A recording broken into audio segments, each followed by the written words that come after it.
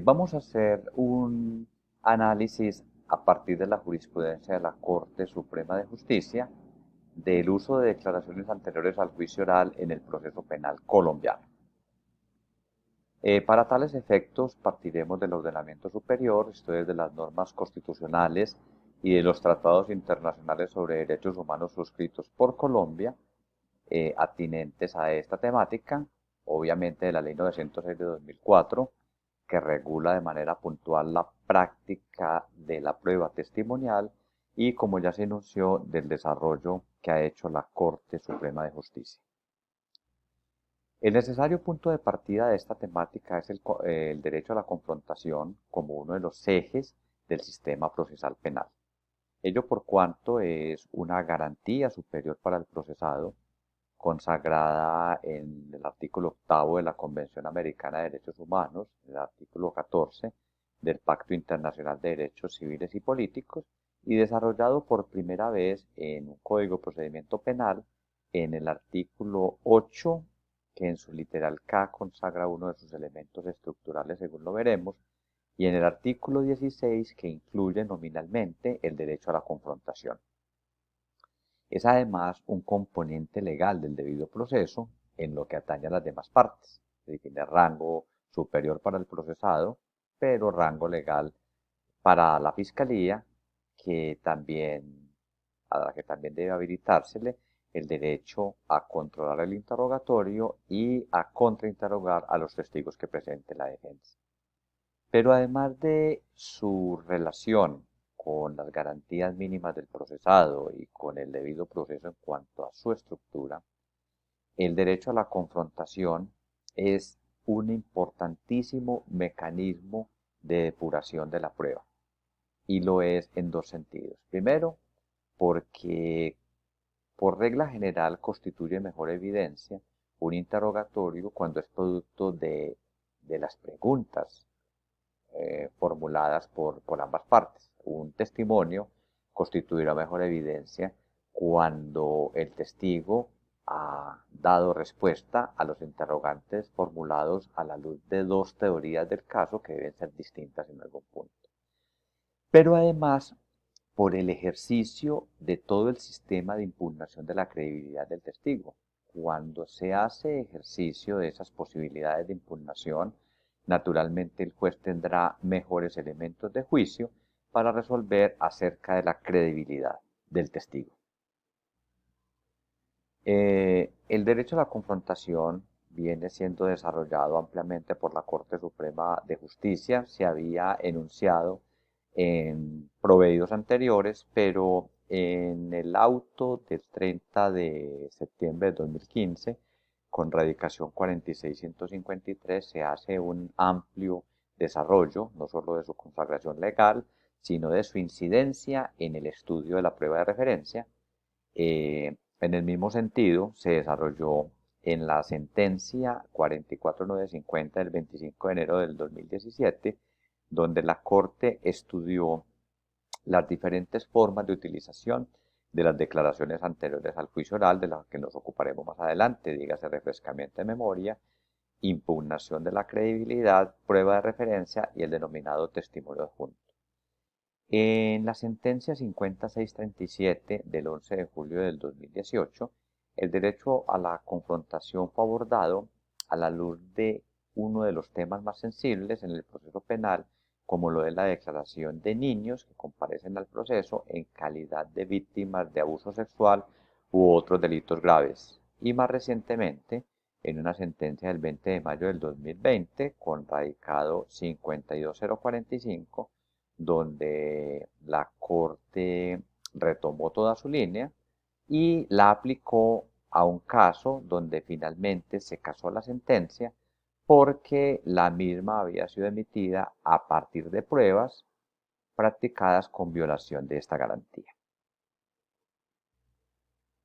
Ya hemos enunciado algunos, pero en estos momentos vamos a ocuparnos de los principales elementos estructurales del derecho a la confrontación. Uno de ellos, la posibilidad de controlar el interrogatorio. Otro no menos importante, la posibilidad de interrogar o hacer interrogar a los testigos de cargo. Cuando se habla de interrogar o hacer interrogar, en los términos del literal K del artículo octavo de la Ley 906 de 2004, debemos resaltar que esta redacción está enfocada en el procesado, bajo el entendido de que se consagra, siguiendo en esto la Convención Americana y el Pacto, la posibilidad de que esto lo haga el defensor, como suele ocurrir, habida cuenta de la técnica que se requiere para un buen contrainterrogatorio, sin que pueda desecharse la posibilidad de que sea el mismo procesado quien opte por formular las preguntas. Está además la posibilidad de estar cara a cara con los testigos. Este es un elemento históricamente reconocido como estructural del derecho a la confrontación, pero que admite diversas excepciones. Las más importantes cuando se trata de declaraciones de niños, y en el caso colombiano, la ley de víctimas dispone que las mujeres que comparezcan al proceso en esa calidad de víctimas de violencia sexual no pueden ser confrontadas con el procesado. Acá entendemos, confrontadas significa no ser puestas cara a cara con quien comparece en calidad de agresor. Otro elemento que se reconoce como estructural del derecho a la confrontación es la posibilidad de lograr la comparecencia forzada de testigos. Esto es un listado enunciativo que no taxativo. Valga para ello mencionar que, por ejemplo, en el derecho puertorriqueño se conoce como otro elemento estructural del derecho a la confrontación la posibilidad de oponerse a que se incorpore cierta prueba de referencia.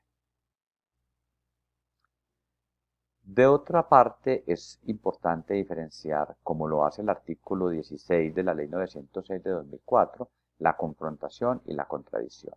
El caso de las declaraciones anónimas resulta paradigmático y especialmente útil para hacer esta diferenciación.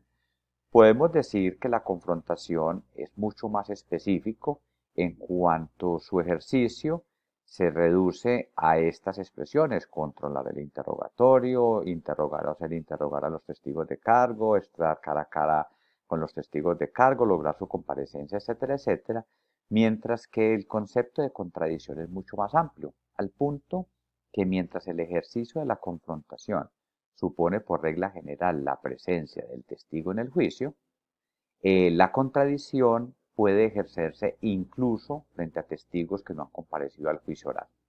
Por ejemplo, si Margarita rinde una declaración por fuera del juicio y fallece antes de que el juicio se lleve a cabo, esa declaración anterior podría ser llevada al juicio oral como prueba de referencia.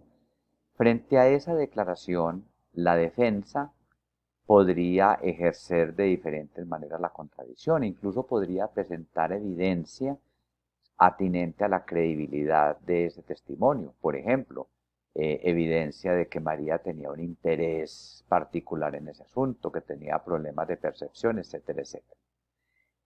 En el caso de los anónimos, lo que se advierte es que se afecta no solo la confrontación, sino seriamente la posibilidad de contradicción, porque la confrontación no podrá ejercerse por razones obvias, porque el testigo no comparecerá al juicio oral como una manera de preservar precisamente ese anonimato.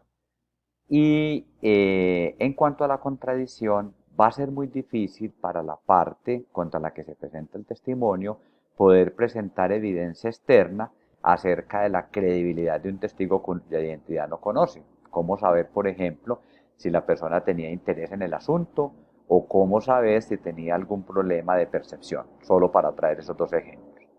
Por eso es que en Colombia, como sucede en muchos países del mundo, por lo menos en los de mayor influencia en Colombia, como en Estados Unidos, el derecho continental europeo, una declaración anónima no puede tenerse como prueba.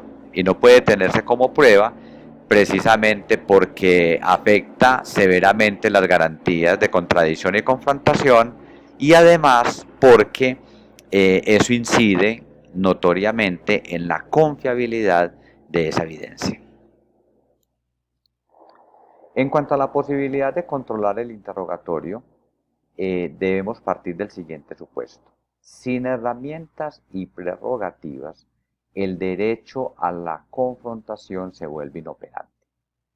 Un caso muy ilustrativo sobre esta materia se estudió en la sentencia 5637 del 11 de julio del 2018, donde se mostró lo inconveniente que resulta un interrogatorio sin control.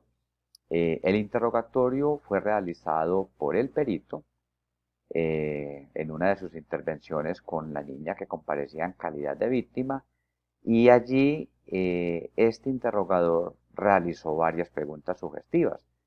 Por ejemplo, mientras la niña decía que un hombre la tocó y luego se alejó de la habitación, el interrogador preguntaba algo así como más o menos, ¿qué hizo X persona cuando salió de la habitación? Es decir, mientras la testigo simplemente se había referido a algo tan general como un hombre, el interrogador puso en su mente la idea de que se trataba de una persona en particular. Entonces, ¿por qué es importante esta faceta del derecho a la confrontación? Por los riesgos que entrañan las preguntas sugestivas, las capciosas, las compuestas. ¿Y cuál es el mecanismo que establece el ordenamiento jurídico como correctivo para corregir estas situaciones? Las oposiciones que pueden hacerse durante el interrogatorio, que se resuelven mediante órdenes y no admiten recursos, según lo ha decantado la jurisprudencia.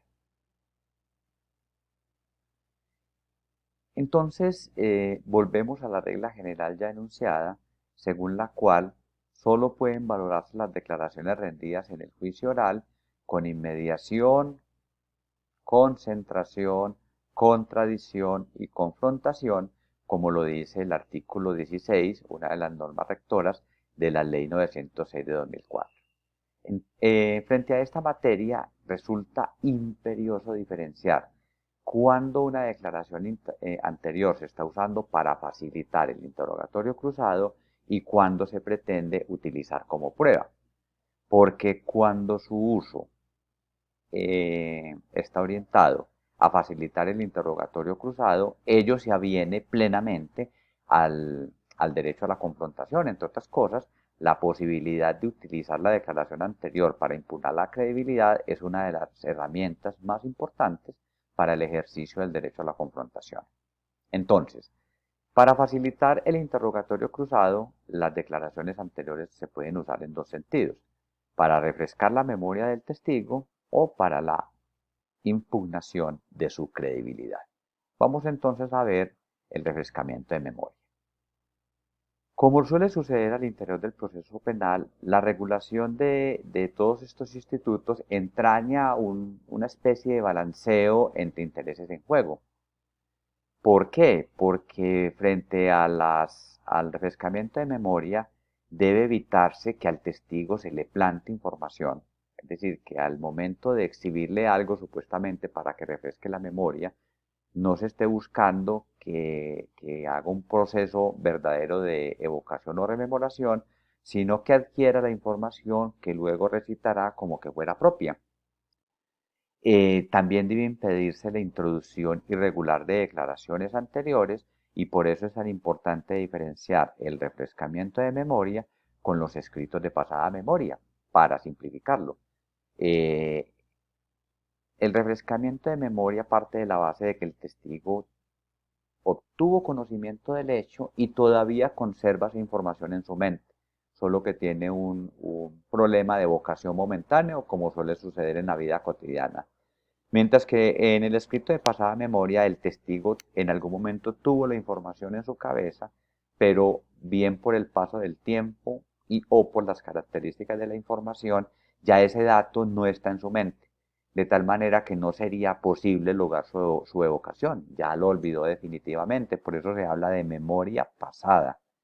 El ejemplo eh, típico de esta situación son las anotaciones que hace un celador en, en un parqueadero cuando ingresan los vehículos. Cuando el vehículo ingresa, el testigo tiene el dato en su memoria, si sea momentáneamente, lo plasma en un documento, pero con el pasar del tiempo, lo que suele ocurrir, lo más razonable, es que ese dato se pierda de su memoria.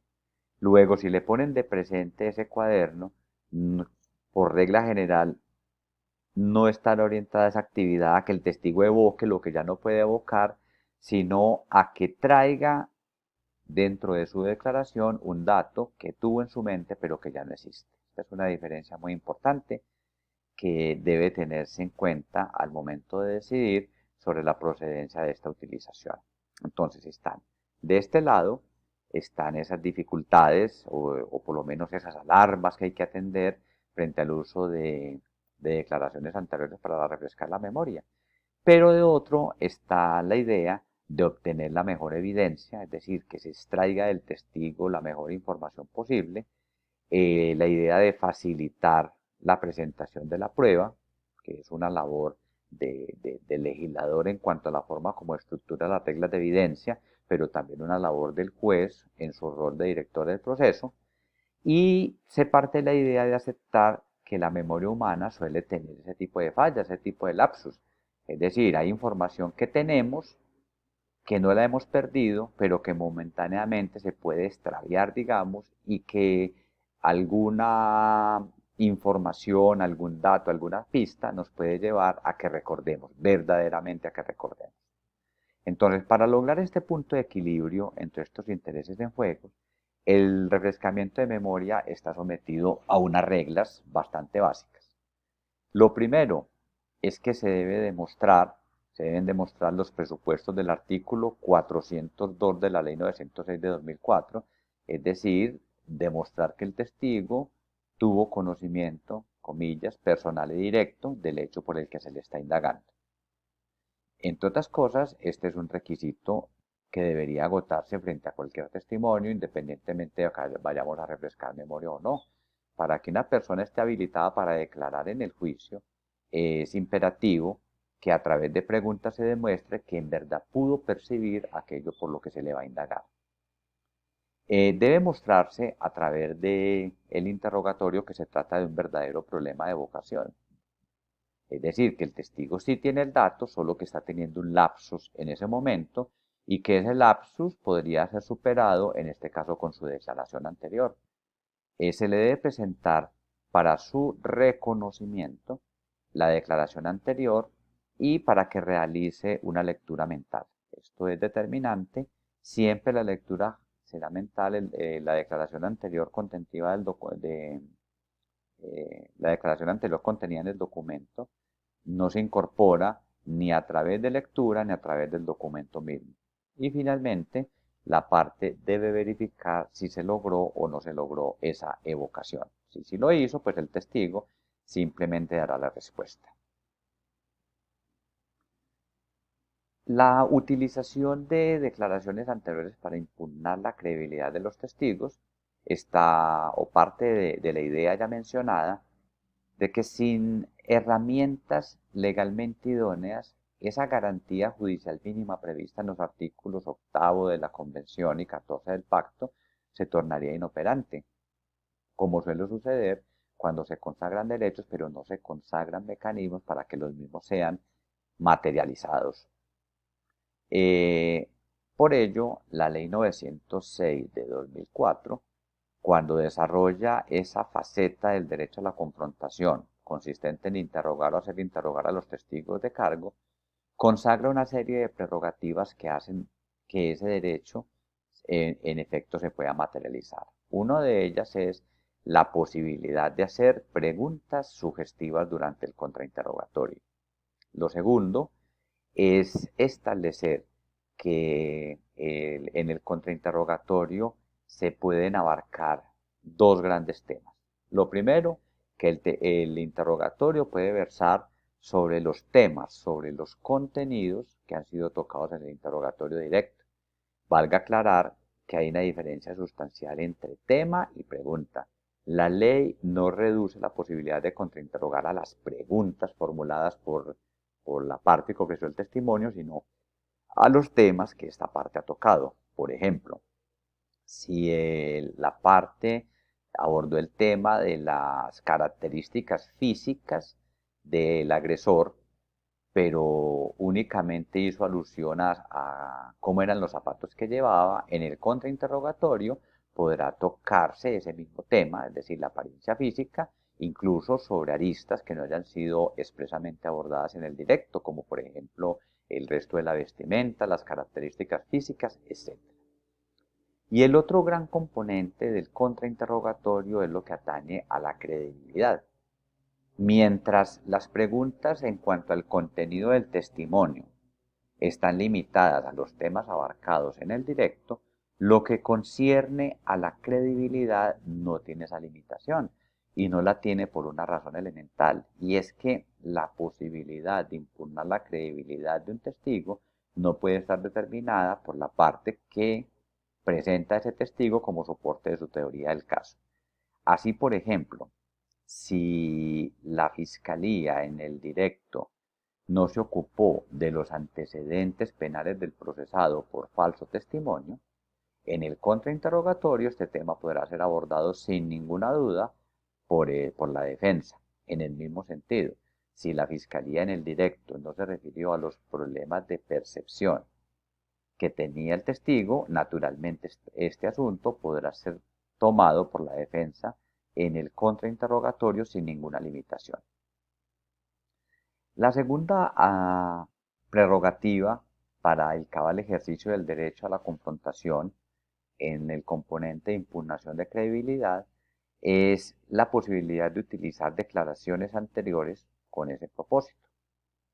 Y también consagra el ordenamiento la posibilidad de utilizar evidencia externa a manera de prueba de refutación.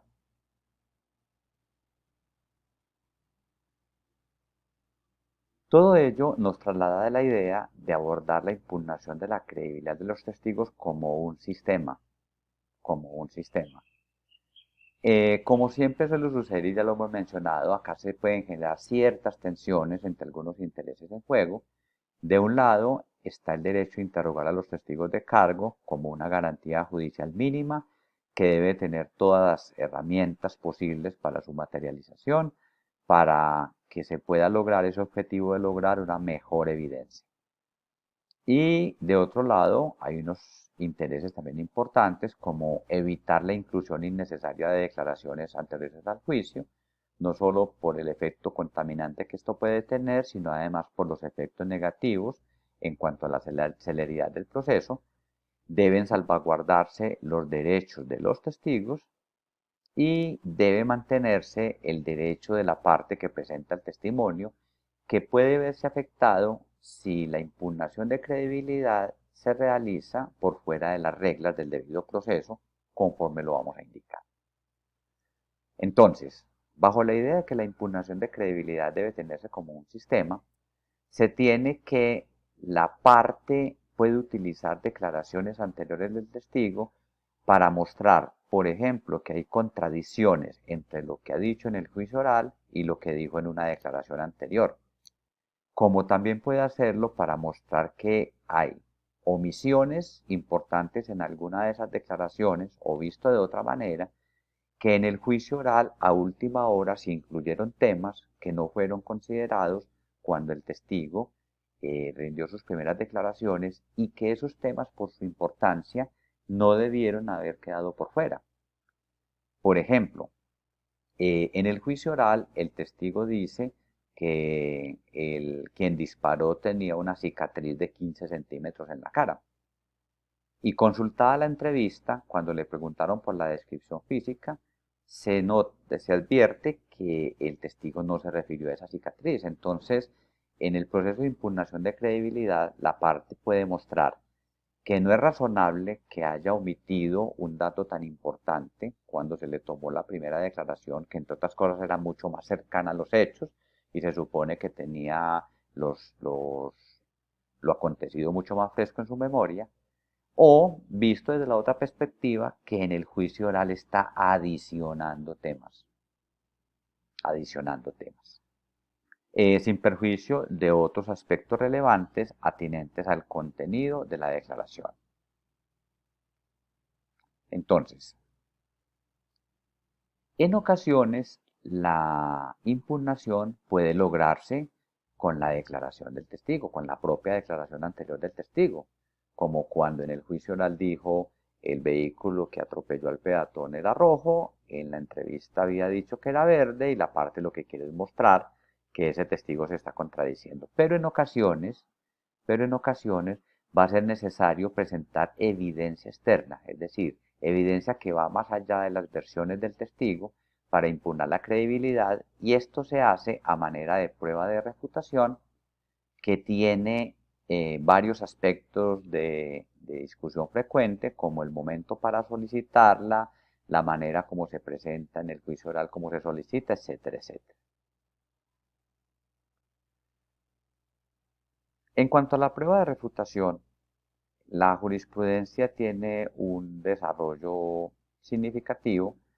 En el radicado 44950 del 25 de enero del 2017, que ya lo habíamos mencionado, se estableció la diferencia entre usos de declaraciones anteriores de los testigos para impugnar credibilidad y los usos como prueba.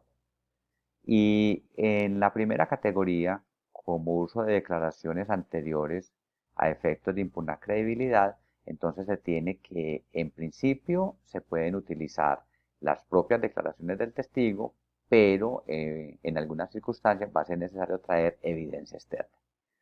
En la sentencia del 20 de agosto del 2014, con el radicado 43749, la Corte acuñó el concepto de refutación y acá debemos hacer una claridad. Todas estas decisiones de la Corte en materia de prueba de refutación se han reducido a la prueba de refutación para impugnar credibilidad. Hay otra vertiente de la prueba de refutación mucho más amplia que tiene que ver con la manera como se controvierten las pruebas de la contraparte. Por ejemplo, cuando la Fiscalía presenta un testigo sobre un hecho y la defensa presenta un testigo de refutación, pero eso escapa a lo que estamos planteando en estos momentos. En el auto del 5 de junio del 2019, con radicado 55337, la Corte Suprema se ocupó del trámite para la incorporación de prueba de refutación y también ha emitido unas decisiones muy importantes en esta materia, ya en lo que concierne en términos generales a la impugnación de la credibilidad de los testigos. En el auto del 8 de febrero del 2017, con el radicado 49404, la Corte se refirió a uno de los temas que ya habíamos enunciado, y es la necesidad de lograr un punto de equilibrio entre facilitar el proceso de impugnación y mantener salvaguardados los derechos del testigo. Y esto es bastante importante en lo que atañe a los temas que se pueden abordar en un contrainterrogatorio, en lo que atañe a la credibilidad.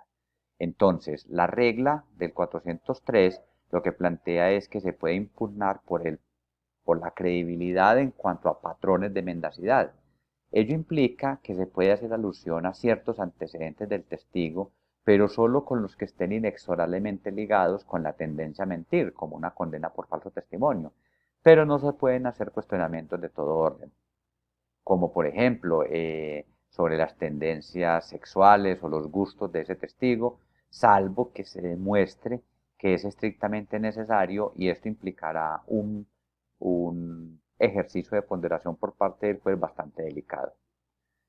De otra manera, o de otro lado mejor, en la sentencia del 25 de octubre del 2017, con radicado 44819, la Corte desarrolló un aspecto muy importante y es la obligación de valorar el resultado de la impugnación de credibilidad. En este caso, caso por homicidio bastante delicado entre otras cosas, la defensa hizo uso del contrainterrogatorio e impugnó la credibilidad de los testigos a partir de sus declaraciones anteriores. Al momento de valorar esta información, los juzgadores plantearon algo así como que esas declaraciones anteriores traídas en virtud de la impugnación no podían ser valoradas porque, según el artículo 16 del Código, solo se valora la prueba, las declaraciones vertidas en el juicio oral. Ello constituye una equivocación porque cuando esa declaración o esos fragmentos de declaración son objeto de impugnación, pues eso queda incorporado al debate. En el caso que traíamos, si el testigo dijo en el juicio oral que el vehículo que atropelló al peatón es rojo, pero antes había dicho que el vehículo era verde, y al juicio se trae ese punto de impugnación, eso tiene que ser valorado por los jueces. Entonces resulta un pronunciamiento importante de esa perspectiva. La utilización de declaraciones anteriores al juicio oral como pruebas orientadas a soportar la teoría del caso. Incorporación de contenidos probatorios en la acusación, prueba de referencia, testimonio adjunto, son fenómenos que en la práctica dan cuenta de la manera como declaraciones anteriores se llevan al juicio oral. Esta incorporación de contenidos probatorios en la acusación es abiertamente ilegal.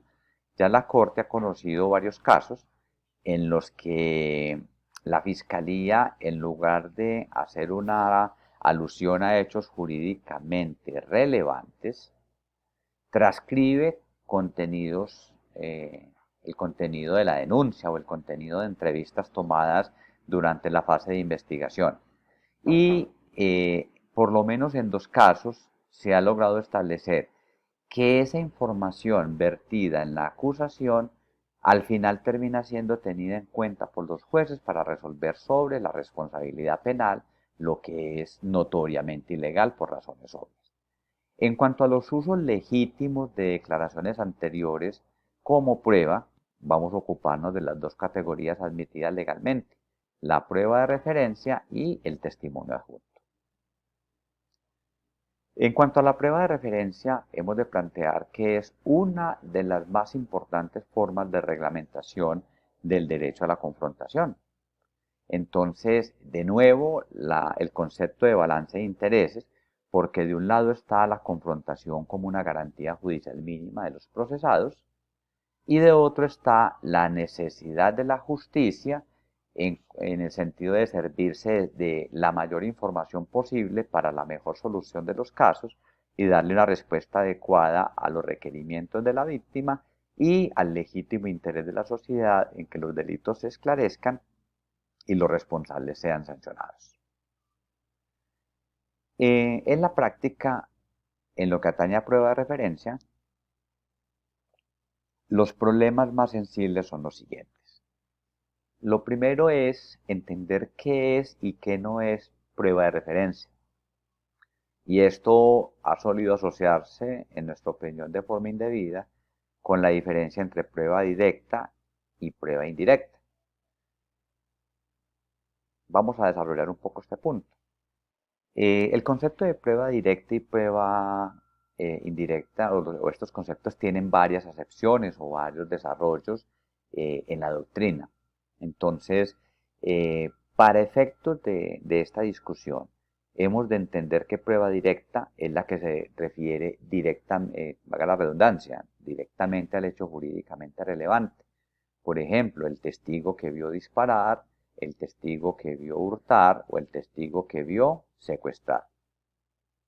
Y la prueba indirecta es la que se refiere a un hecho indicador o a un dato a partir del cual el juez puede inferir con base solo en él o en armonía con otros hechos indicadores, podrá inferir el hecho jurídicamente relevante.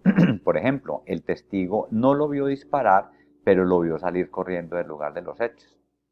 El testigo no lo vio disparar, pero lo vio cuando 2 días antes había proferido amenazas de muerte en contra del procesado. Entonces, en ese sentido, podemos decir que una prueba de referencia puede ser directa o indirecta. Una declaración anterior al juicio oral puede referirse al hecho jurídicamente relevante, como cuando el niño dice, Pedro fue el que me tocó libidinosamente, o puede ser indirecta en cuanto la declaración anterior se refiere a un hecho indicador, como cuando Margarita asegura que después de escuchado los disparos, vio al procesado salir corriendo del lugar de los hechos.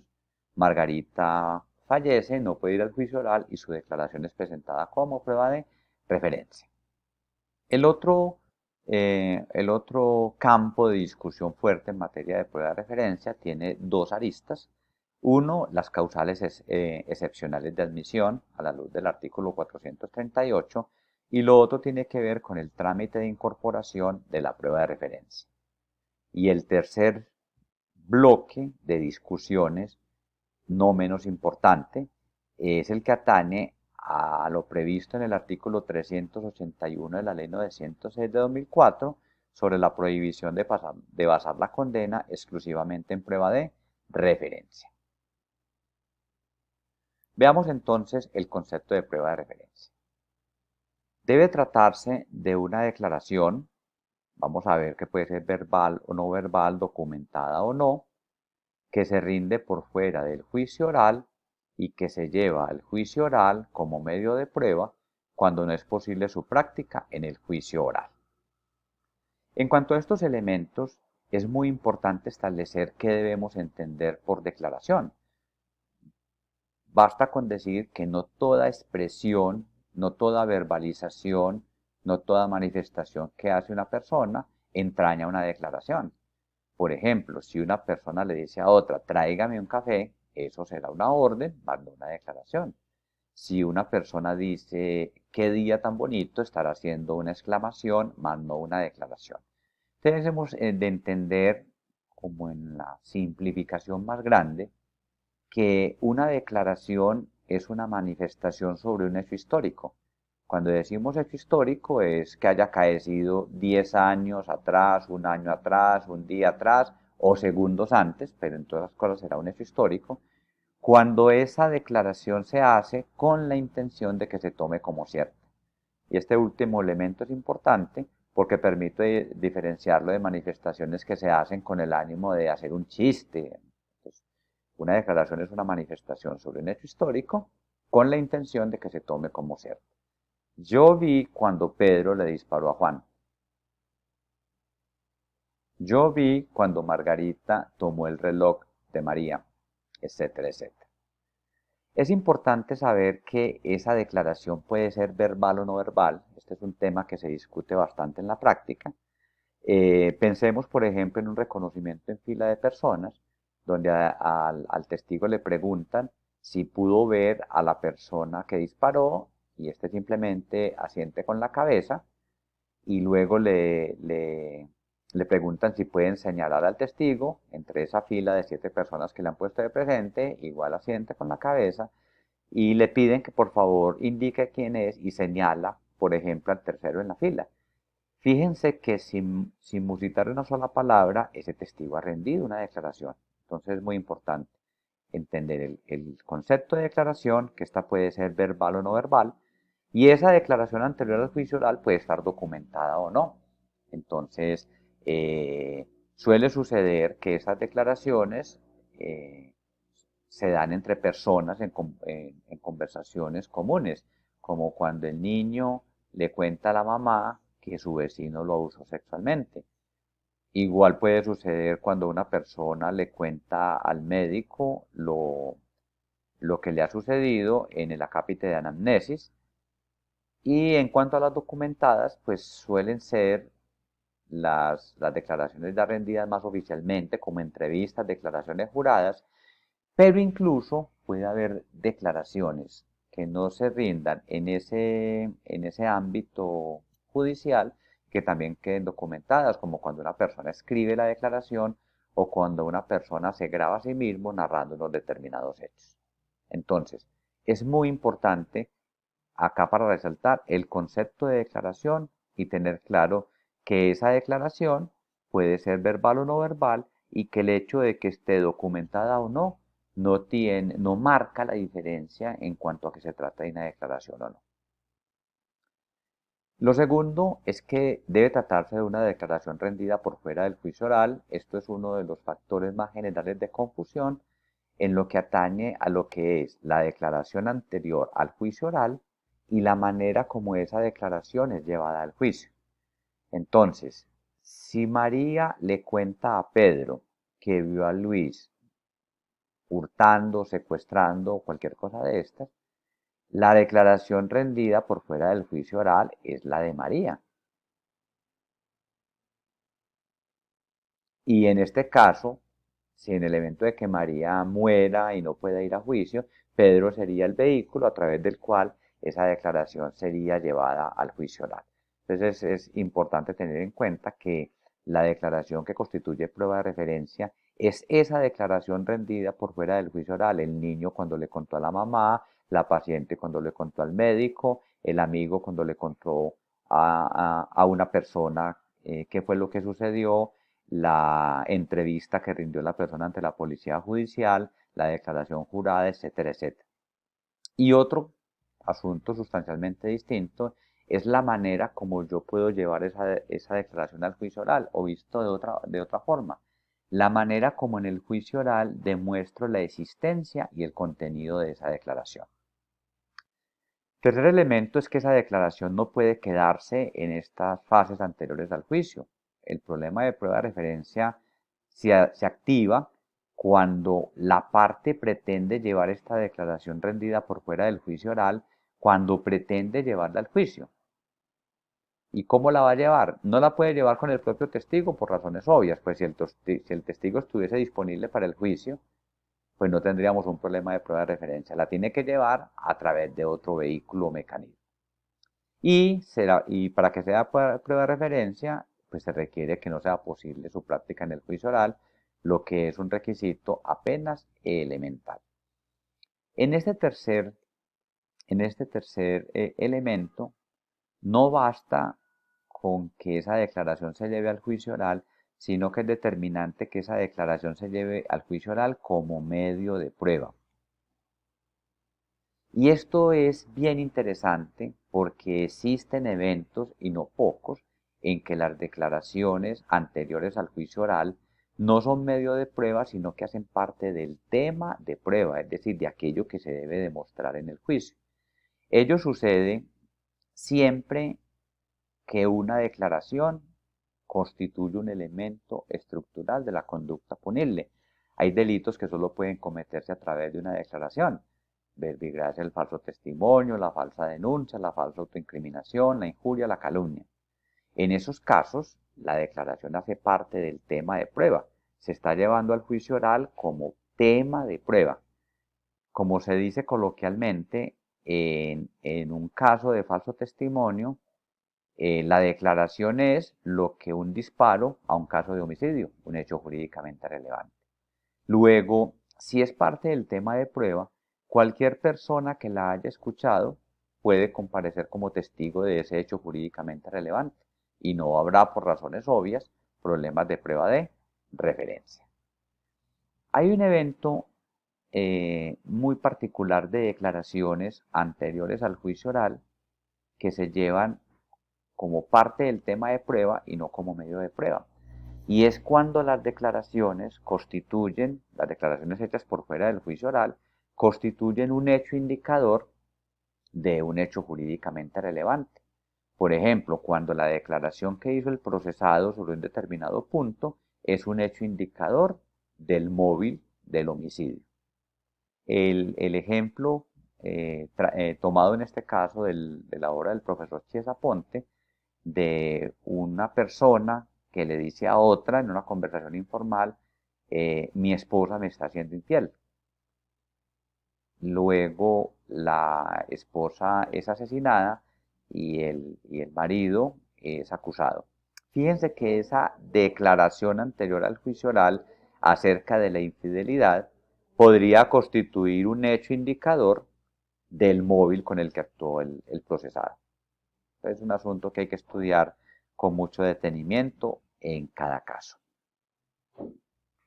Se ha hecho un desarrollo jurisprudencial, digamos, importante sobre esta materia.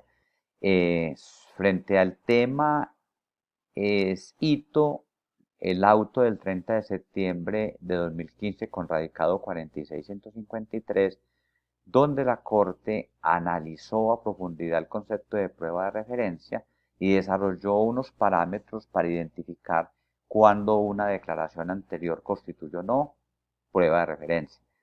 Es muy importante en el auto 46153, así como en el auto 51882 de 2018, que la Corte hizo énfasis en los documentos que contienen declaraciones. Y fijó una regla que en el derecho internacional es acuñada desde hace mucho tiempo, y es que por el hecho de estar documentada, una declaración no pierde su carácter. Entonces, de esa manera, por ejemplo, el informe del policía de vigilancia, por más que esté contenido en un documento público, no pierde su carácter declarativo. de tal manera que si la fiscalía pretende servirse de esa declaración, por regla general va a tener que llevar al policía, salvo que se presente un evento excepcional de admisibilidad de prueba de referencia. De nuevo, está una sentencia muy importante en esta materia, que es la 44950, donde según dijimos se establecieron los usos de declaraciones anteriores al juicio oral, y hay una sentencia que en esta materia resulta bastante importante, y es la del 16 de marzo del 2016 con radicado 43866, donde se consolidan los criterios para identificar cuando una declaración anterior constituye prueba de referencia o no. Esta decisión es muy importante porque se establece que el derecho a la confrontación termina siendo el telón de fondo del estudio acerca de si una declaración constituye prueba de referencia o no. Es decir, cuando se va a llevar una declaración a juicio, debe establecerse frente a cuál testigo se activa el derecho a la confrontación, y eso va a ayudar bastante a la determinación de si la declaración anterior constituye o no constituye prueba de referencia. Y de nuevo, la sentencia del 20 de mayo de este año, del 2020, el radicado 52045, donde toda esta línea es retomada y aplicada para casar una condena que se emitió, según se concluye, con violación de este derecho. El otro aspecto relevante, según decíamos, es el de las causales excepcionales de admisión de la prueba de referencia. Las más simples, cuando el testigo ha muerto, padece de enfermedad que le impida declarar o ha perdido la memoria, y luego empieza a hacerse el asunto un poco más complejo, como en los casos de que el testigo no puede ser ubicado. Viene otro aún más debatible, cuando el testigo se niega a declarar, y hay un tema bien importante acerca de lo que sucede cuando en el juicio oral un testigo hace uso de un privilegio, o se trata de personas que tienen la calidad de imputados o acusados. Y en lo que tiene que ver con los acusados se presentan dos situaciones distintas. ¿Qué sucede con los acusados que han rendido declaraciones anteriores, y esas declaraciones anteriores pretenden hacerse valer en su propio proceso? Pero ¿qué sucede con coimputados que son llamados a declarar a otros procesos cuando por alguna circunstancia se ha roto la unidad procesal? Más adelante vamos a tocar someramente la problemática de los parientes.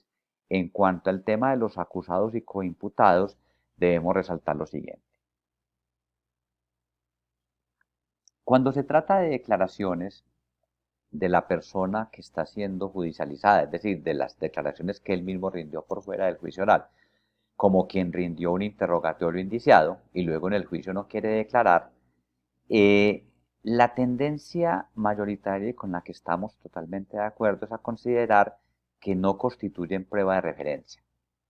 Y aunque aparentemente se reúnen los requisitos del artículo 437 en cuanto se tratan de declaraciones rendidas por fuera del juicio oral que se llevan al juicio oral como medio de prueba, acá hay un asunto frente a la confrontación que marca la diferencia, y es que si asumimos que lo de fondo en materia de prueba de referencia es las limitaciones al derecho de la confrontación, el acusado que ha rendido una declaración antes del juicio no podrá invocar problemas de confrontación por una razón elemental. Pues yo puedo invocar problemas de confrontación frente a un testigo, frente a otro testigo, pero yo no puedo alegar falta de confrontación conmigo mismo. Visto de otra manera, supongamos que en un proceso Margarita como testigo rindió una entrevista y el procesado en ese tiempo indiciado rindió un interrogatorio a la luz del artículo 282. Al momento del juicio oral, Margarita no está disponible porque falleció, y el procesado hace uso de su derecho a declarar en el juicio. Entonces, la fiscalía pretende llevar las dos declaraciones, la de Margarita y la del procesado. Frente a la declaración de Margarita, el procesado podría deducir que se le está transgrediendo el derecho a la confrontación, y con toda razón. Pero frente a la declaración que él mismo rindió, no podría alegar derecho a la confrontación porque estaría alegando falta de confrontación consigo mismo. Por eso en el derecho norteamericano y en el puertorriqueño se establece expresamente que estas declaraciones no constituyen prueba de referencia, de tal manera que el estudio sobre su admisibilidad se traslada a un escenario sustancialmente distinto o a dos escenarios sustancialmente distintos. Lo primero, las condiciones bajo las cuales se rindió esa declaración, es decir, si al testigo le informaron el derecho a no declarar en su contra, si le garantizó la defensa técnica, etcétera, etcétera. Y lo segundo, un problema mucho más específico y creo que más complejo, y es si, a pesar de que un testigo o de que un procesado en su momento haya decidido renunciar a la prerrogativa del artículo 303, puede retomarla en el juicio oral, y si al retomarla en el juicio oral se impide la utilización de la declaración anterior, a pesar de que esta declaración la haya rendido rodeado de todas sus garantías. Eso es un asunto que en Colombia tendrá que definirse prontamente. En el derecho norteamericano, por ejemplo, esa declaración podría utilizarse, y por eso los debates se trasladan bastante a las circunstancias bajo las cuales se rindió esa declaración.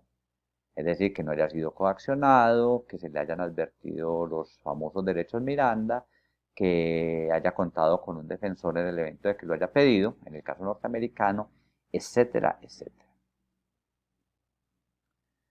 El desarrollo jurisprudencial de este asunto de las causales de admisibilidad de prueba de referencia, pues tenemos una decisión reciente donde se compila todo lo atinente a la no ubicación del testigo, es la decisión 55406 del 20 de mayo del 2020.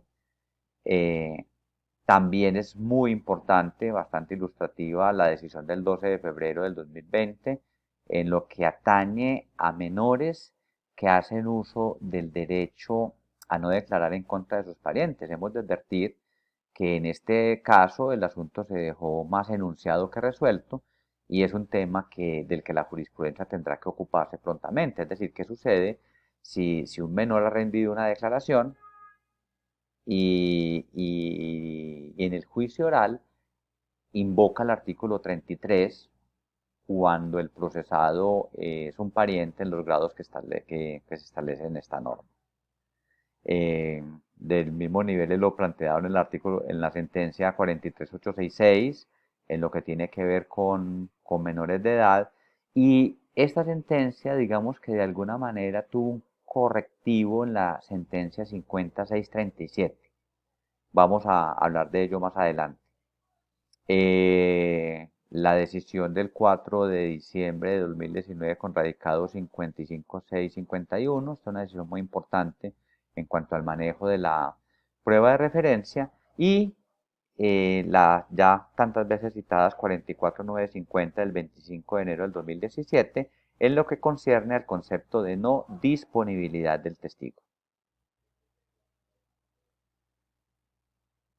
Lo otro que habíamos anunciado es el trámite para la incorporación de prueba de referencia. Cuando, cuando se va a llevar prueba de referencia al juicio, debemos tener presente que se activa un nuevo problema probatorio. Y es que cuando yo pretendo valerme de una declaración anterior al juicio oral, yo naturalmente tendría que demostrar que esa declaración existió y que su contenido es el que yo estoy alegando.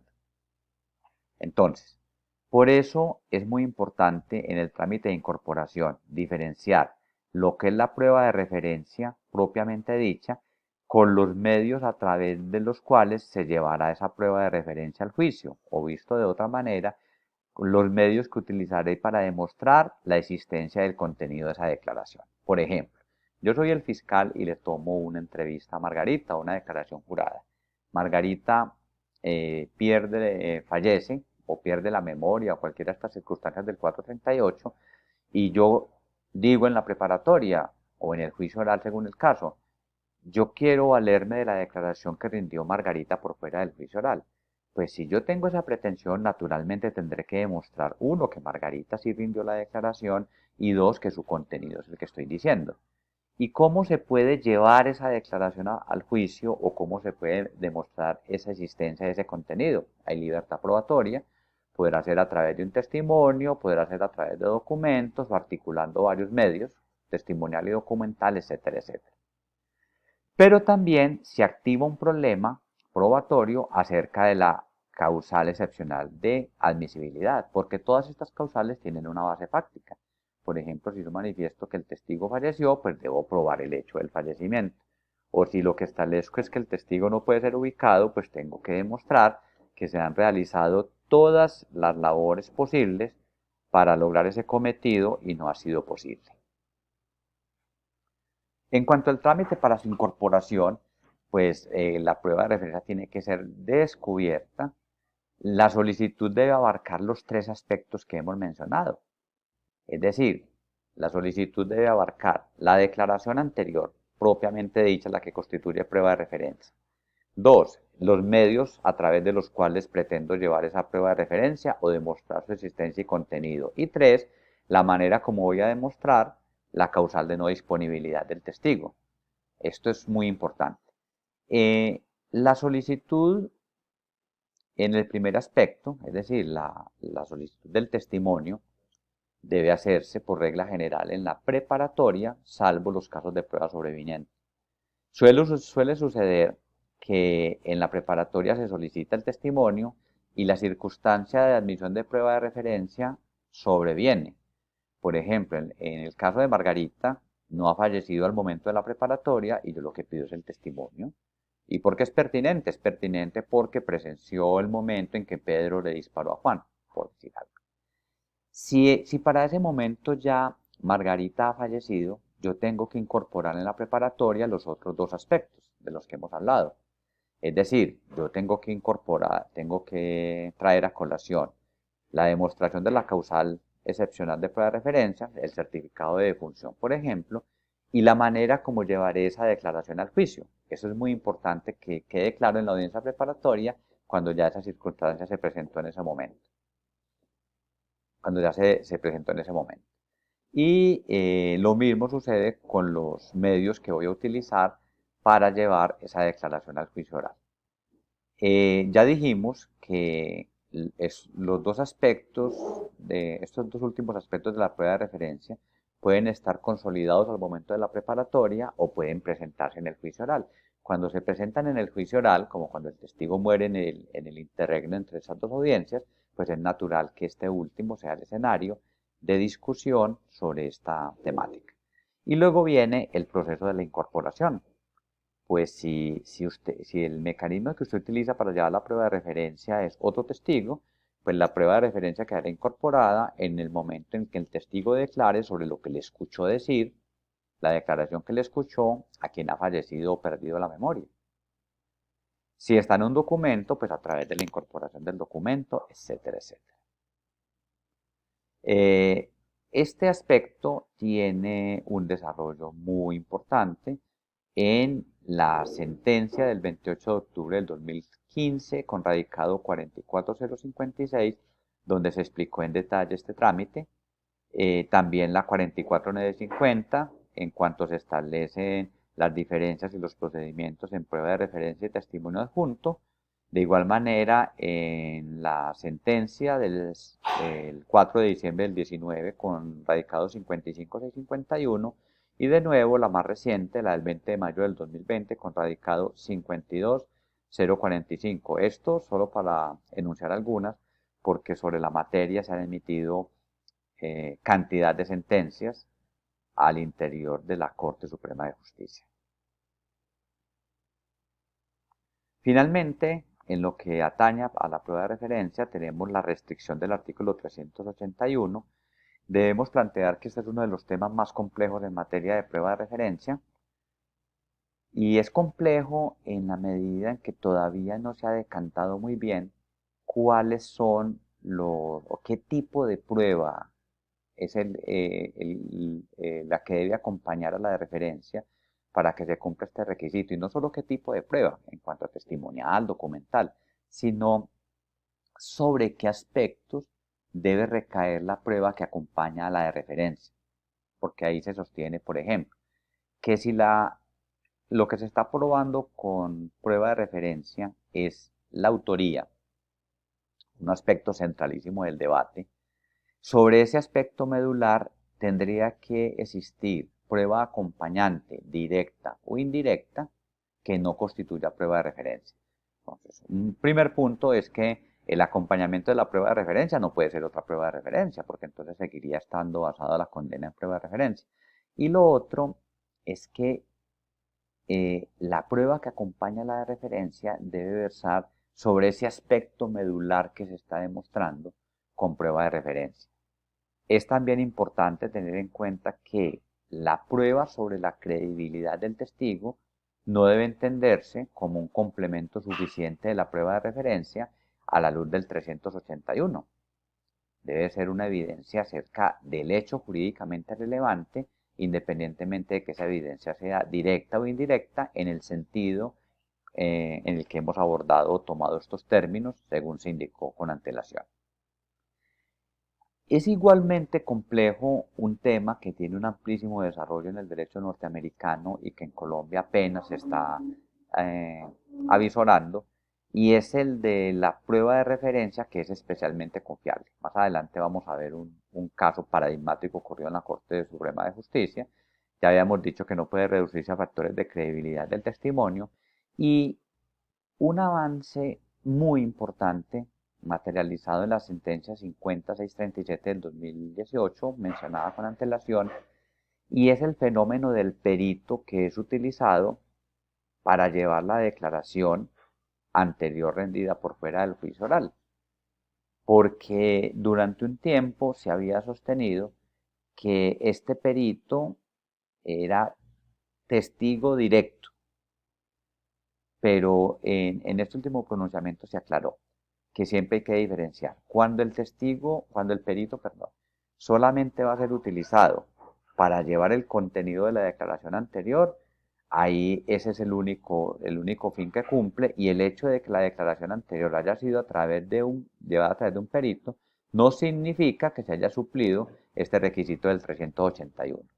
Entonces, segundo, cuando el perito, lo que además de llevar la declaración anterior del menor, emite una opinión acerca de la credibilidad de la misma, entonces tampoco podemos entender suplido este requisito, porque la prueba acompañante a la de referencia no puede reducirse a la credibilidad del testimonio. Ahora, podrá haber eventos donde el perito sí presente evidencia o represente evidencia importante al punto que pueda entenderse cumplido este requisito, como cuando, por ejemplo, el perito ha hecho un estudio acerca de que el niño presenta el síndrome, valga la redundancia, el síndrome del niño abusado, y eso se hace a través de un dictamen digno de crédito.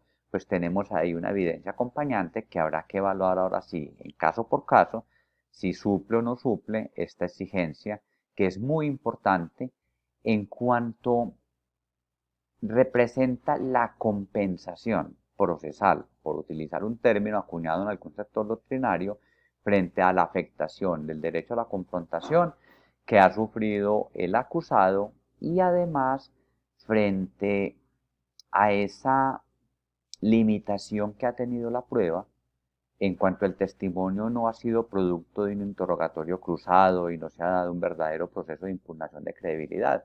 Recordemos bien que habíamos dicho que la impugnación de la credibilidad de los testigos atañe no solo a una garantía del procesado de rango superior, sino que además incide en el concepto de mejor evidencia. Entonces, esta prohibición lo que opera es como un mecanismo de compensación, y en consecuencia debe dársele el alcance que realmente tiene.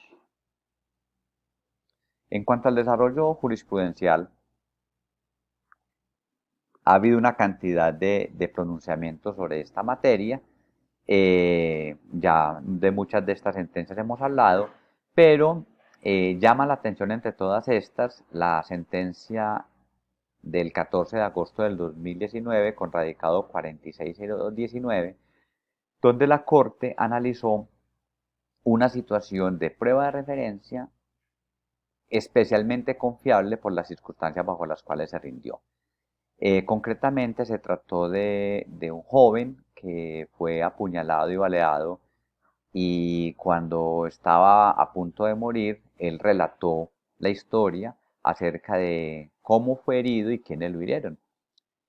Esta declaración es especialmente creíble por un criterio acuñado de tiempo atrás en el derecho norteamericano y tiene que ver con la poca probabilidad de que un testigo en peligro de muerte mienta sobre las razones o la causa de su final deceso.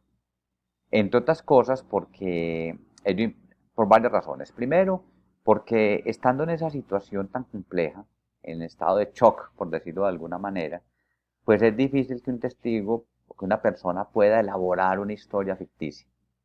Y lo segundo, porque mentir acerca de los autores, por ejemplo, implicaría dejar libres de persecución penal a las personas que le causaron ese grave daño. Pero de todos modos sigue siendo un tema a debatir y a desarrollar en la jurisprudencia colombiana. Y habría que establecer de qué manera esta especial credibilidad de cierta prueba de referencia puede incidir en el estudio del requisito del artículo 381 al que ya nos hemos referido. La otra forma de utilización de declaraciones anteriores al juicio oral como prueba es el denominado testimonio adjunto. De nuevo, vuelve el balance de intereses entre los derechos del procesado, especialmente el derecho a la confrontación, y las necesidades de la justicia frente a un fenómeno recurrente no solo en Colombia, sino en todo el mundo, de que los testigos se retracten o cambien la versión. De hecho, este fenómeno ha sido enfrentado de forma distinta en el derecho norteamericano, en el derecho continental europeo, pero al fin y al cabo se han tomado medidas para enfrentarlo y Colombia no ha sido la excepción.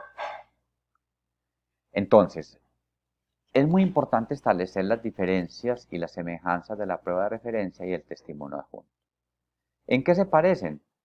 En que en ambas son declaraciones anteriores al juicio oral que se pretenden llevar al juicio oral como medio de prueba.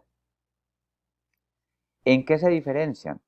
En la garantía del ejercicio a la confrontación, porque como está regulado en Colombia, la prueba de referencia por regla general conlleva una limitación del derecho a la confrontación, mientras que en el testimonio adjunto es requisito sine qua non que se garantice el derecho a la confrontación.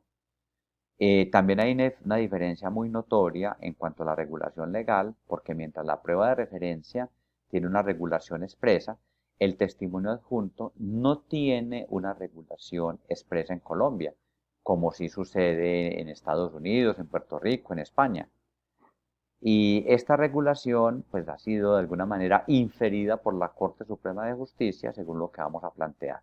Y naturalmente hay diferencias en cuanto a sus trámites porque el testimonio adjunto suele ser un fenómeno que se presente con testigos presentes en el juicio oral y por el comportamiento de los testigos en este escenario. Mientras que la prueba de referencia, según hemos visto, es un fenómeno que puede estar visualizado desde la preparatoria y conlleva una serie de solicitudes, argumentaciones y decisiones de las que ya nos hemos ocupado. Entonces,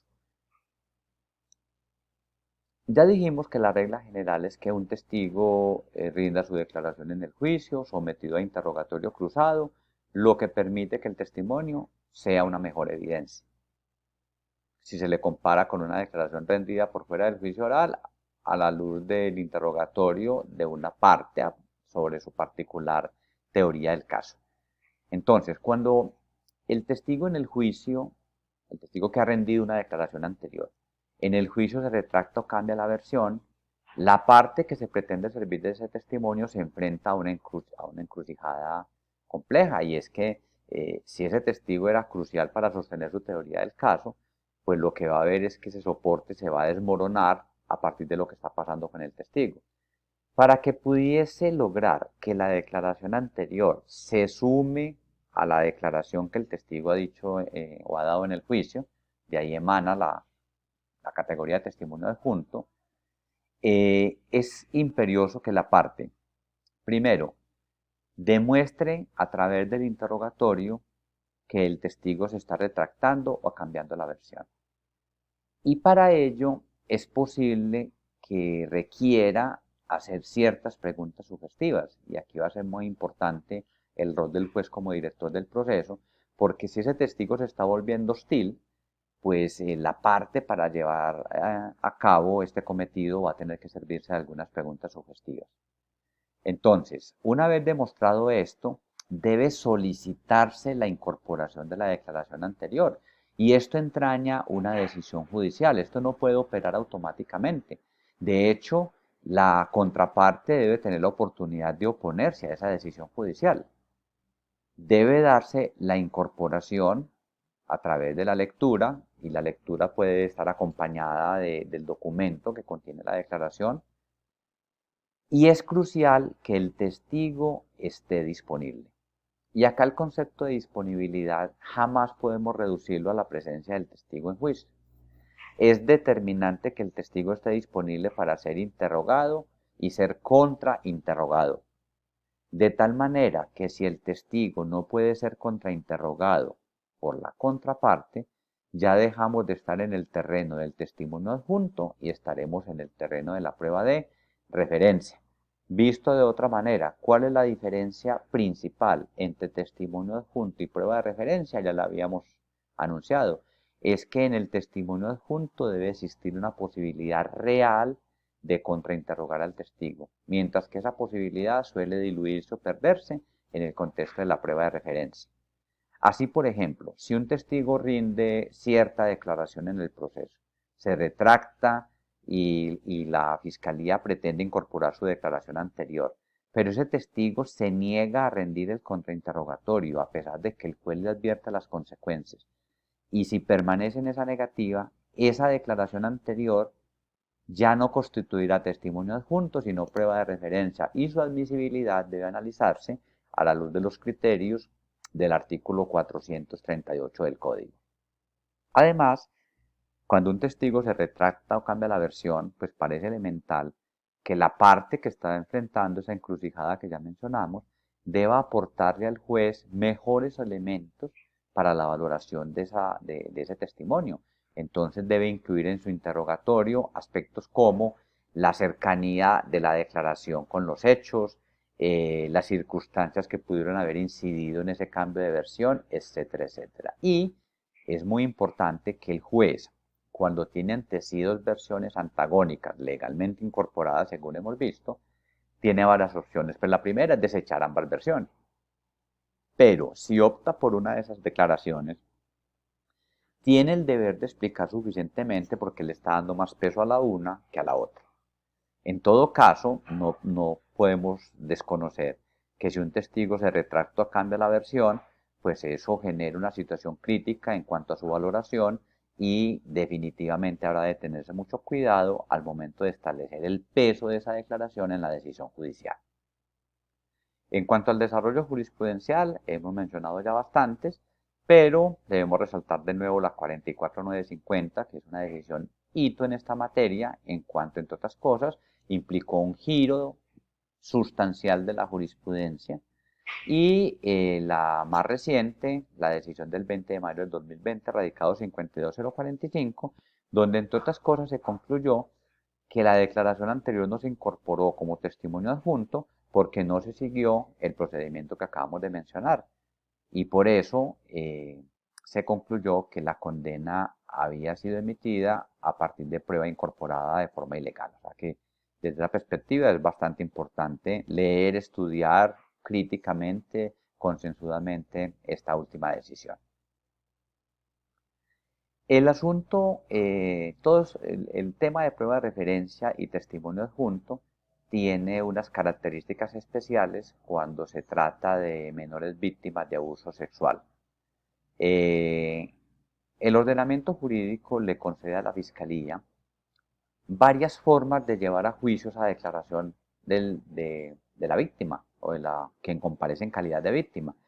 Lo que ha hecho énfasis en lo que ha hecho énfasis la Corte Suprema de Justicia y recientemente la Corte Constitucional es que debe privilegiarse el uso de prueba anticipada en esos casos. De hecho, llama la atención que en varias reformas introducidas a la Ley 906 de 2004, se ha planteado la prueba anticipada en casos de corrupción o en casos de contradelincuencia organizada, pero el legislador todavía no se ha ocupado del tema de la prueba anticipada en casos de abuso sexual. ¿Por qué es importante? Porque como es tan difícil lograr un punto de equilibrio entre tener la mejor evidencia, garantizar los derechos del procesado y evitar la doble victimización de los menores, la prueba anticipada ha sido utilizada en muchos países como la herramienta que permite de mejor manera esa articulación. Porque fíjense que es dirigida por un juez, lo que garantiza imparcialidad, es debidamente documentada, lo que permite superar uno de los aspectos más importantes en esta materia, y es la demostración fehaciente de las circunstancias que rodearon la declaración, y también se le permite a la defensa formular preguntas. Luego se garantiza en la mayor proporción posible el derecho a la confrontación. Sin embargo, aunque ambas cortes han hecho hincapié en esta necesidad, en la práctica realmente es poca la utilización. También es posible que la Fiscalía presente la declaración anterior del menor como prueba de referencia o que opte por presentar al testigo en juicio. Lo importante de esto, y fue algo que se resaltó bastante en la decisión con radicado 52045, es que el fiscal puede elegir, pero al elegir se somete a las reglas propias de cada una de estas figuras. Es decir, si decide presentar a su testigo en juicio y el testigo se retracta, pues la única posibilidad que va a tener de servirse de su declaración anterior es seguir todo este protocolo de testimonio adjunto. Si no lo sigue y pretende incorporar de cualquier manera su declaración anterior, entonces va a haber problemas de legalidad en la práctica de la prueba y es posible que ese caso termine como sucedió en esta última sentencia citada. El desarrollo jurisprudencial sobre esta materia ha sido copioso. Debemos de resaltar la sentencia de la Corte Constitucional con el radicado 008 de 2020, donde se hizo un estudio bastante completo de la jurisprudencia de la Corte Suprema de Justicia y se resaltó, según decíamos, la importancia de la práctica de la prueba anticipada. Es crucial igualmente la sentencia del 16 de marzo de 2016 con radicado 43866, asimismo la 44056 de 2015. Sin embargo, en esta materia se destaca y de qué manera la sentencia 5637 en la medida en que aclaró algunos aspectos de estos precedentes. En estos precedentes se había dicho que aunque el niño declare en el juicio oral, sus declaraciones anteriores podrán ser incorporadas como prueba de referencia, pero se había anunciado que ello se reduce a casos de testigos muy pequeños o con muchas dificultades para declarar. En la 5637 se reafirmó esa regla y se aclaró que cuando un menor declara el juicio y no se presenta alguna de estas eventualidades, pues su testimonio se rige por las reglas generales, salvo en lo que atañe a la protección especial del menor, como evitar el cara a cara con el acusado, el hecho de que el defensor de familia pueda filtrar algunas preguntas cuando se consideren inadecuadas, etcétera, etcétera. Entonces, la Corte estableció que solo en casos de disponibilidad relativa, bien por la edad o bien por circunstancias demostradas que impidan que ese menor pueda rendir la declaración de la manera adecuada, solo en esos eventos excepcionales se permitirá que estando el menor en el juicio oral, su declaración anterior se incorpore como prueba de referencia. Por demás, están sometidos a las mismas reglas, que fue lo que sucedió en este caso del radicado 52045 y en las sentencias que ahí se citan, porque esta no es el único pronunciamiento, ha habido otras decisiones de la Corte sobre esta materia. Entonces, de nuevo la idea, la ley le permite al fiscal una serie de opciones para manejar los testigos de los menores, pero una vez elegida una de estas opciones, queda sometido a las reglas respectivas de debido proceso. Finalmente, vamos a hacer una alusión somera a la problemática que se presenta con el uso de la invocación del artículo 33 de la Constitución Política y la admisión de prueba de referencia. Esto sucede principalmente cuando se trata de delitos cometidos al interior de las familias, dígase violencia de género o o violencia intrafamiliar o delitos sexuales que, como sabemos, suelen ocurrir entre parientes o en personas que estén cobijados por o estén bajo estas relaciones mencionadas en la norma constitucional. Entonces, acá se presenta una coyuntura bastante compleja y es que el artículo 33 de la Constitución Política, en lo que atañe a la solidaridad familiar, a lo que apunta es precisamente a la protección de la familia, en la medida en que esa unidad familiar puede verse afectada si una persona es obligada a declarar en contra de un pariente. Pero de otro lado, el artículo 42 de la Constitución Política establece que la violencia al interior de la familia pues constituye uno de los aspectos que más afectan esta institución. Entonces ahí se presenta una suerte de antinomia en estos, frente a estos intereses, frente a estos intereses constitucionalmente relevantes. Esto tiene dos asuntos que vamos a dejar planteados que la jurisprudencia tiene que desarrollar y prontamente asumimos, y es qué sucede cuando, por ejemplo, la esposa rinde una denuncia bajo la gravedad de juramento en un caso de violencia intrafamiliar. A partir de esa denuncia se inicia una investigación, se acusa al procesado, se le impone medida de aseguramiento.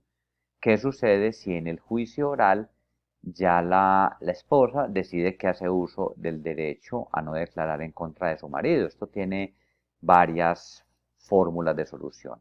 Recientemente, el Tribunal Supremo Español le dio un giro radical a su jurisprudencia en el sentido de que si la persona ha declarado en el sentido que hemos dicho, ya no podrá, comillas, retomar el derecho en el juicio oral y estará obligada a declarar. Esta decisión tiene varios salvamentos de voto, lo que denota que el asunto admite bastante discusión. La otra posibilidad en esos eventos es que se entienda que el privilegio se puede retomar en el juicio y que al ser retomado en el juicio hace inadmisible la declaración anterior, así la misma haya sido rendida con todas las garantías. Aunque acá se presenta un fenómeno intermedio y es que debe establecerse qué sucede cuando la persona ha declarado por fuera del juicio oral, rodeada de todas sus garantías, ha decidido activar un proceso penal en contra de su pariente y luego en el juicio oral invoca el artículo 33 superior, pero puede inferirse razonablemente que lo está haciendo por las presiones a las que está siendo sometida o como una consecuencia de ese sometimiento, eh, sobre todo cuando se trata de violencia sistemática o de violencia muy grave. Entonces, en principio, podríamos entender que cuando se presenta este último fenómeno, la declaración anterior puede ser admisible como prueba de referencia por encajar en uno de los eventos excepcionales de admisión del artículo 438, literal B. Pero, de todos modos, es un asunto que quedará para el desarrollo jurisprudencial, igual con lo que sucede con los menores en casos de abuso sexual cuando quien comparece como procesado es un integrante de la familia. Todo esto bajo el entendido de que la protección de las víctimas de violencia de género, la protección de los niños, no puede implicar el desconocimiento o el arrasar con los derechos del procesado. Entre otras cosas porque estos derechos del procesado también tienen rango superior, es decir, de la misma manera como la Convención Belén do Pará, por ejemplo, está orientada a la protección de las mujeres en cuanto a la violencia de género y la erradicación de toda forma de violencia en contra de ellas, pues la Convención Americana de Derechos Humanos en su artículo octavo consagra el derecho a la confrontación. Y de la misma manera como existen múltiples tratados orientados a la protección de los niños, pues también existen múltiples tratados internacionales sobre derechos humanos orientados a la protección del procesado. Esto ha sido resaltado por la Corte Suprema de Justicia en múltiples decisiones en las que incluso se ha casado la condena para mantener este equilibrio. Eso sucedió en la sentencia 50637, donde se casó una condena por delito sexual en contra de una niña. Lo mismo sucedió y bajo las mismas condiciones en esta sentencia del 4 de diciembre del 2019, con radicado 55681 y más recientemente en la sentencia del 20 de mayo del 2020 con radicado 52045. En síntesis, debe resaltarse la necesidad de un sistema procesal verdaderamente equilibrado que permita materializar las garantías judiciales mínimas del procesado, los derechos de la víctima y el interés de la sociedad en la eficacia y prontitud de la administración de justicia, y además mantener a salvo los aspectos epistémicos de las reglas de evidencia y la necesidad de un proceso que sea verdaderamente predecible.